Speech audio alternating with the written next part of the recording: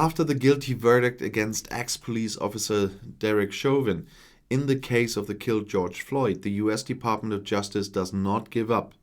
Police are now under review in the city of Minneapolis. U.S. Attorney General Merrick Garland opens an investigation into the police in the city of Minneapolis after being found guilty in the George Floyd trial. It should be determined whether there is a pattern of unconstitutional or unlawful police work at the authority. Almost a year after the killing of African-American Floyd, a Minneapolis jury on Tuesday found white ex-cop Derek Chauvin guilty of all charges, including unintentional second-degree murder. The exact sentence will be determined in 8 weeks. According to Garland, one of these things to be investigated is whether the police authorities use excessive force or discriminate against protests. Training and internal control mechanisms should also be reviewed.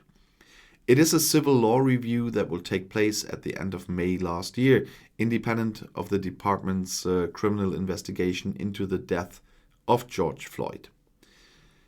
Garland emphasized, "I know that justice is sometimes slow, sometimes elusive, and sometimes never comes." His ministry will work steadfastly to ensure that everyone is equal before the law. U.S. President Joe Biden welcomed the guilty verdict against Chauvin on Tuesday, but at the same time called for further reforms in the fight against racism and police violence. The 46-year-old Floyd was killed in an arrest in Minneapolis on May 25, 2020. Videos documented how the police pushed the unarmed man to the ground. Chauvin pressed his knee to Floyd's neck for a good 9 minutes while Floyd pleaded for him to breathe. According to the autopsy, Floyd passed out and died a little later. The officers arrested him on suspicion of paying with a forged $20 bill. The police agency's investigation is running parallel to a federal criminal investigation into Floyd's death, the Justice Secretary pointed out. The question is whether Floyd's civil rights have been violated.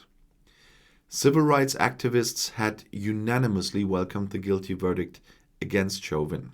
At the same time, however, they had called for further measures in the fight against racism and police violence against blacks. They complain about systematic discrimination against African Americans by the police in the USA. And we don't have the majorly this racism card, but we also have some trouble with some right-wing tensions in our police from time to time, and there are investigations here on issues like that as well. So it's not a complete US-only issue. And if you want to stay informed, please subscribe to my channel. Auf Wiedersehen.